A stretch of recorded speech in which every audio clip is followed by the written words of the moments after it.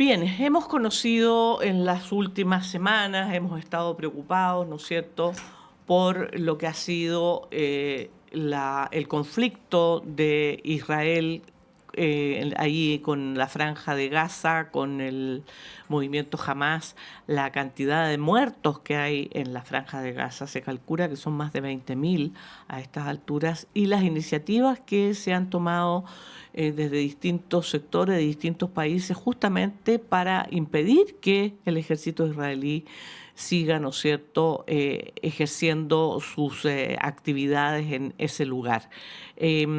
Para entender un poco qué es lo que está pasando, Sudáfrica hizo una presentación ante la Corte Penal Internacional.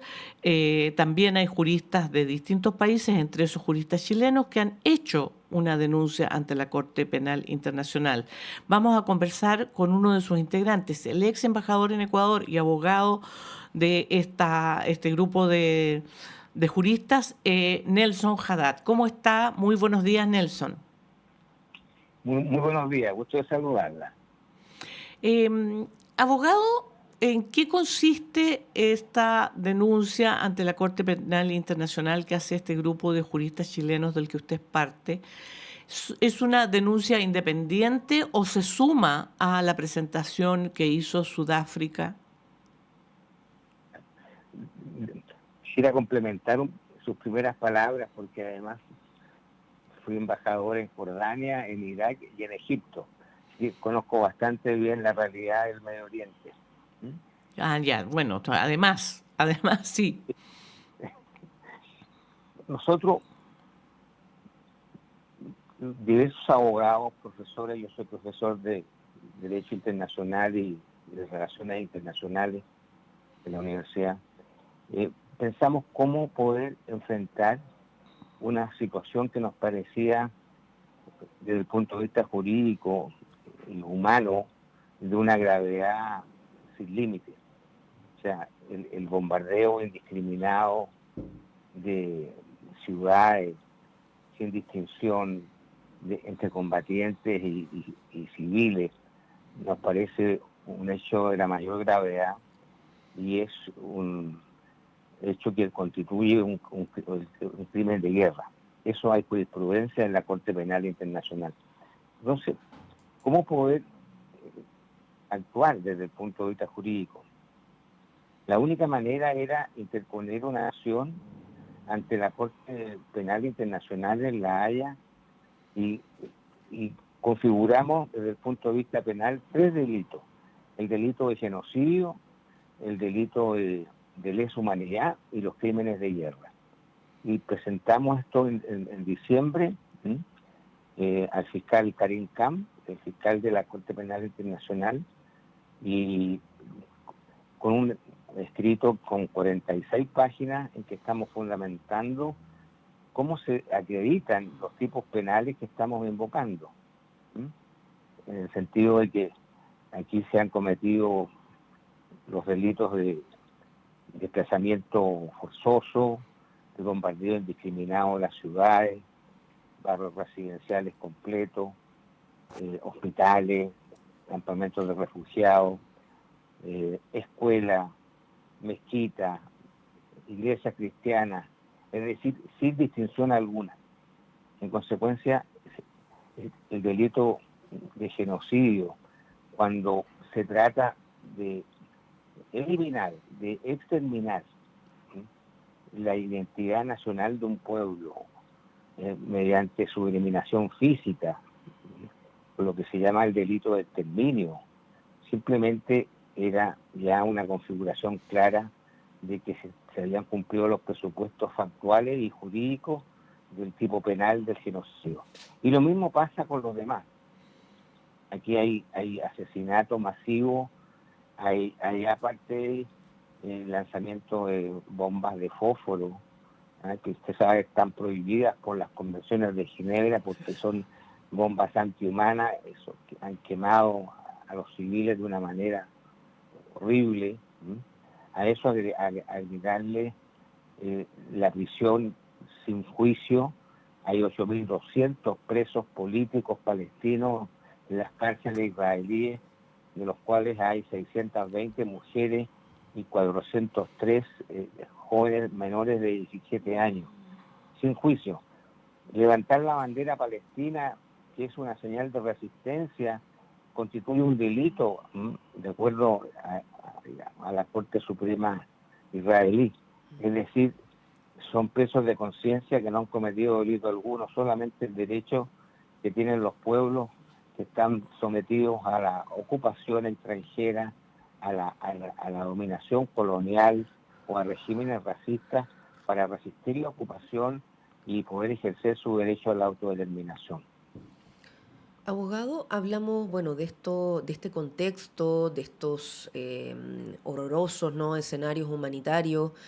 Quería preguntarle, considerando que esta denuncia, ¿no?, considera estos delitos de lesa humanidad, genocidio, crímenes de guerra en Gaza, pasar a entender las responsabilidades, a quién se apunta, los tiempos al acudir a esta instancia internacional y estas posibles resoluciones. Claro. Como usted sabe, a diferencia de la Corte Internacional de Justicia en La Haya, la Corte Penal Internacional, digamos, está dirigida contra personas, contra individuos específicos, no contra los estados. Y aquí nosotros hemos singularizado de una manera nominativa, específicamente la acción está dirigida contra Benjamín Netanyahu, está dirigida contra el ministro de Defensa Yoav Galant y contra el jefe del Estado Mayor Hershey Halevi, y también contra los comandantes en jefe de la Armada, de la Fuerza Aérea y del Ejército y de aquellos que aparezcan después en el curso de la investigación. O sea, es una acción nominativa que persigue la responsabilidad criminal de determinadas personas que han constituido un verdadero consorcio criminal desde lo que es la dirección, la planificación por parte de las autoridades políticas que ya he nombrado y la ejecución en el campo por parte de las fuerzas militares. Abogado, nosotros sabemos que este tipo de acusaciones puede tomar bastante tiempo y entre tanto el conflicto continúa y las víctimas aumentan. ¿Hay algún tipo de conversaciones que se estén llevando a nivel internacional con juristas de otros países, por ejemplo, de la Unión Europea o del mismo Estados Unidos, que pudieran presionar para poder terminar con el conflicto de manera anticipada? O sea, lo primero, digamos, porque la verdad que el conflicto se va a resolver cuando Estados Unidos le quite el apoyo a Israel, seguramente. Por una parte, deje, digamos, de ejercer el veto, porque esta situación de un veto unilateral que se contrapone, usted recordará que hace 20 días atrás la Asamblea General de Naciones Unidas, por 153 votos, solicitaron el urgente e inmediato cese al fuego y el cese de las hostilidades para permitir la afluencia de la ayuda humanitaria, porque hoy día el pueblo palestino en Gaza está en un estado, digamos, de hambruna, se está muriendo de hambre. Entonces, no, y lo dijo muy bien, el propio ministro de Defensa. Yo quiero recordarle la frase que dijo, y que incluso nosotros le incluimos en nuestro libelo, y que constituye una verdadera confesión personal de los objetivos. Cuando dice textualmente, esto se lo dio a France, al canal francés, France 24, dijo: hemos establecido un cerco total en Gaza. Hemos cortado el agua, la electricidad, el combustible, no hay medicina. O sea, un cierre total, y porque no son humanos y los hemos tratado como tales. O sea, hay aquí una deshumanización del pueblo palestino que realmente a mí me interpela mi conciencia moral y la del mundo entero. Es decir, pareciera que la vida de los palestinos no tiene valor. si comparamos los niños judíos y los niños palestinos, no son lo mismo. ¿Valen más algunos que otros o son iguales los niños? El valor de la vida de estas personas. Entonces estamos frente a una deshumanización que es muy grave y que constituye en sí misma una verdadera, digamos, convicción de que aquí hay una finalidad que apunta hacia el genocidio, o sea, hacia el exterminio de un pueblo, y como bien lo define el Estatuto de Roma, cuando define el genocidio como la manifiesta, intencionada y sistemática acción para destruir la identidad nacional de un pueblo, un grupo étnico, un grupo racial, un grupo religioso. Es esto lo que estamos viendo en Palestina, el exterminio de un pueblo, simplemente como eso, porque nosotros sabemos muy bien, yo fui subsecretario de aviación y me tocó estar en el equipo cuando compramos en Chile los F-16, que son los mismos que tiene donados por Estados Unidos, que tiene Israel. Israel, para que usted sepa, tiene 362 F-16. Es la segunda flota más grande del mundo después de Estados Unidos. Bueno, todos los días, esto que se llaman de air strike, o sea, las salidas que hacen son 120 aviones que bombardean día y noche, sin distinción, o sea, en un proceso de demolición completa. Y la cifra que usted dio ha subido. Al día son 24.000 los palestinos civiles inocentes asesinados por estas bombas de 2.000 kilos, con toda la precisión que tienen estos aviones, con una aviónica electrónica en la suite del avión, en que no hay margen de error. Estos aviones F-16 son tanto los misiles como las bombas son guiados por láser. O sea, la precisión es exacta, no hay daño colateral posible. Sí. Conversamos a esta hora con el abogado Nelson Haddad. Queríamos aprovechar los minutos que nos quedan de consultar, porque usted también fue embajador en Ecuador. Sí. No vamos a agotar el tema, pero una primera impresión, aprovechando estos minutos que nos quedan, de lo que se ha vivido en los últimos días en Ecuador. Se ha hecho un repaso, sin duda, de lo que quizás fueron los diversos factores que nos llevaron a este momento respecto de seguridad, bandas criminales, la situación en las cárceles, mercado de droga, cómo se fueron ahí ingresando en sus redes a distintas instancias del poder, de la política. ¿Cómo ha observado, a propósito de lo que fue ahí su experiencia en ese cargo y a lo que vemos hoy? Mire, quisiera partir contándole que la verdad es que estoy tan impactado porque los 3 años que me desempeñé como embajador en el periodo del presidente Lago, la verdad es que Ecuador era un país muy tranquilo.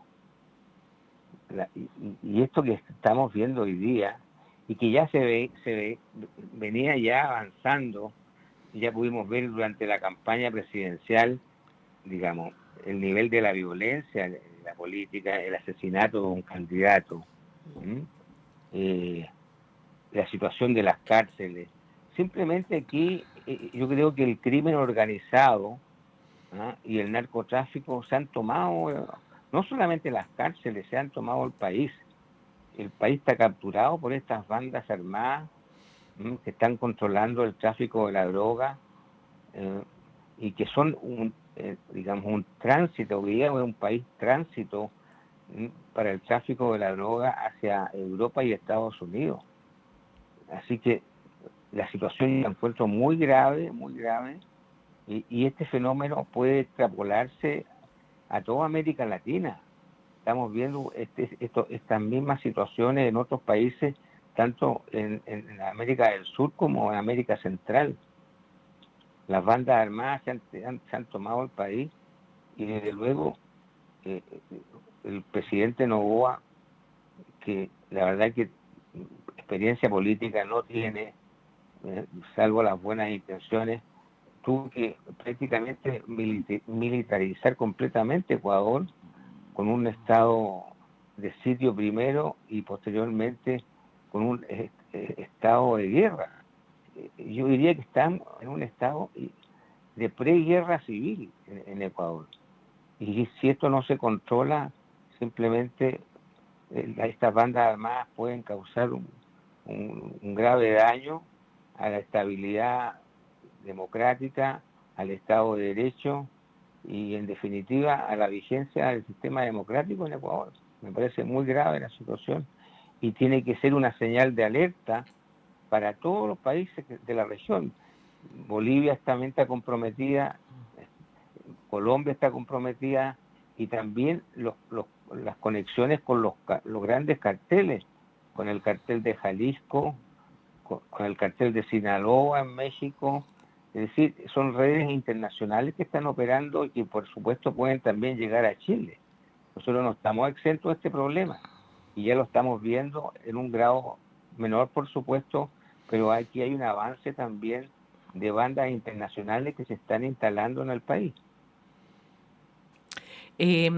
Estábamos conversando con el ex embajador en Jordania, en Egipto, en Ecuador, Nelson Haddad, quien es parte del grupo de juristas que presentó una denuncia ante la Corte Penal Internacional por genocidio contra el primer ministro israelí Benjamín Netanyahu, contra el ministro de Defensa de ese país y contra las principales autoridades, tanto del ejército, de la aviación. Abogado, yo creo que tenemos 30 segundos, pero no puedo evitar preguntarle, porque se rumorea y uno lee en distintas partes que el afán de Israel y este apoyo cerrado de Estados Unidos y de la Unión Europea para que Israel haga esta limpieza y elimine a prácticamente toda la población palestina de la Franja de Gaza es porque hay intereses económicos detrás y que en la costa de esa Franja de Gaza habrían recursos que son muy apetecidos tanto por Estados Unidos como por Israel. ¿Tiene antecedentes de eso? Sí, hemos escuchado eso, de que hay recursos, hidrocarburos en la costa de la Franja de Gaza, pero quisiera yo complementar su reflexión. Creo que ha llegado la hora, después de más de 60 años, de una profunda reforma al sistema de Naciones Unidas. No es posible que un solo país pueda detener el alto al fuego con el derecho a veto. Este cuadro corresponde a los países victoriosos de la Segunda Guerra Mundial en el año 45. En consecuencia, esta reforma es urgente en Naciones Unidas. No es posible, porque hay 153 países, donde está, por ejemplo, China y la India, que representan el PIB demográfico de 7.000 millones de habitantes. O sea, la inmensa mayoría de la humanidad, la inmensa mayoría de la comunidad internacional están por el cese al fuego y el término de la hostilidad. Y un solo país se permite vetar esta resolución. Esto no tiene ninguna lógica. O sea, aquí tiene que haber una profunda introducción de normas que regulen el veto y que, por supuesto, estos acuerdos se tomen por mayoría. No pueden ser unipersonales. Y lo mismo pasó también con el caso de Rusia, un país miembro del Consejo de Naciones Unidas que se permite invadir a otro país, violando toda la legalidad internacional. O sea, el sistema internacional está realmente en un estado deplorable y hay una pérdida de confianza en las estructuras de Naciones Unidas para la resolución de los conflictos internacionales.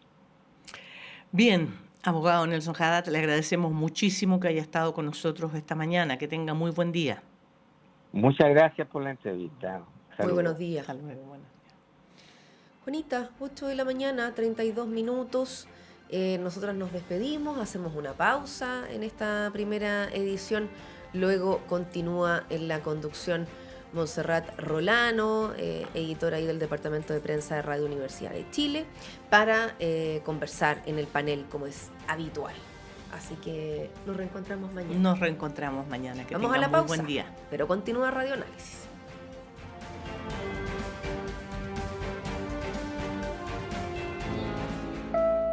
Sala Máster de Radio Universidad de Chile los quiere invitar este viernes 19 de enero a las 19:30 horas a la presentación del disco Todas Voces, el quinto álbum de Orquesta de Poetas.